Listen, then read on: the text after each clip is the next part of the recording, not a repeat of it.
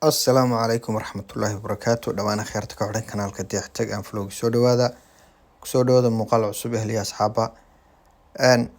Waxaa jirtay muuqaal aan rabay in badan inaan duubo, ma garanayo ku dhawaad imika dhowr bilood u gaadhaysa ilaa 5-6 bilood meel ah u gaadhaysa, haddana ma garanayo sababta uu ilaabay markasta.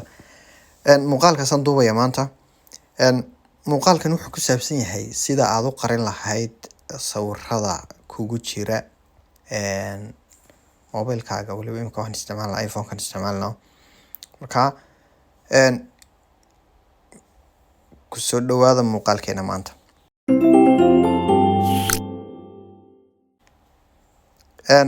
Si aan u samayno sidaa, marka hore waxaan tegayaa halka qaybta photoskan aadaya. Sawirka igu hooseeya oo aad aragtaan. Sawirkan waxaan doonayaa inaan qariyo. Kadib halkan waxaan taabanayaa qaybtan diritaanka maartay xaggan ugu hooseysa. Taa hoose markaan taabto xagga waxaan sameynayaa, waxaan leeyahay hide baan taabanayaa. Waliba hide folder saasan sawirkaa ku qariyay. Xaggan hoose ma yaalo. Sawirkaas wuxuu inoo aadayaa qaybta albumka taabo. Xagga hoose waxaad ku arkaysaan hidden, waad arkaysaa soo ma aragtid. Wali markaa sawirka ma qarsoomin, halkaa waa laga arkayaa. Si aynu kan hawshan u samayno oo aan kanna halkan uga qarino, hal shardiyo kale in sameynaynaa. Ka wada bax qaybta settingskaaga aad, waxaad tagtaa dooro photoska dooro. Kadibna halkan hidden album ku taala maartay kaa qare, off ka dhig. Haddaan off ka dhigno aynu ku noqono sawiradeennii, halka imika ma yaala wada aragtaa recently deleted iyo imports kaliya yaala.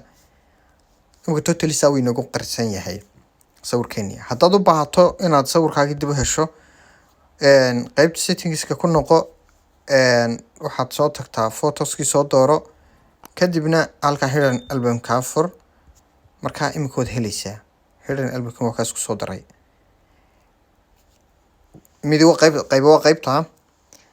Hadda waxaan kuu sheegayaa farsamo kale oo aanay dadku aad aqoon ayaan doonaya in idinla wadaago. Farsamada waxa weeye, horta sawirkeennii aynu soo ceshano. Aan idhaahno bal ka saar halkan. Selected. Deetana waxaad tiraahdaa unhide. Sawirkeennii saa caadi baynu soo ceshanay imika. Sawirkeennii waa kan. Farsamada hore uma farsamo cusub baan idin sheegayaa aanay dadku inta badan aqoon. Qaybta sare ee edit ku taala aad. Arifin edit waa budiiday.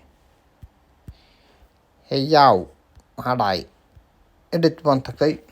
Edit markaad saa u tagto, xagga sare wali waxaad qalinka yar halku ku muujisan yahay baad arkaysaa. Hadda imika halkaa hidden saa u idhaahdo, wax saa u sii ridan maaha. Wuxuu ka sheekeynayaa marka aad muuqaalka ka shaqeynayso qurxintiisa oo kale, indhaha iyo wax ka bedbedesho. Laakiin aad waxaan u socdaa halkaasan u socdaa qalinkaas aad.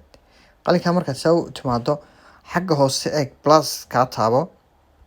Pluska markaad taabato tan kale waxaad tagtaa afar geeska aad. Afar geeska markaad ku dhufato qaybta koonaha sii aad ee cadaanka iyo isugu jirto goobada. Kadibna waxaad doorataa kaa gebigiisuba wada cad yahay. Kadibna waxaad sii doorataa black dooro. Xaggaagee saa ugu soo wareeji gebigiisuba.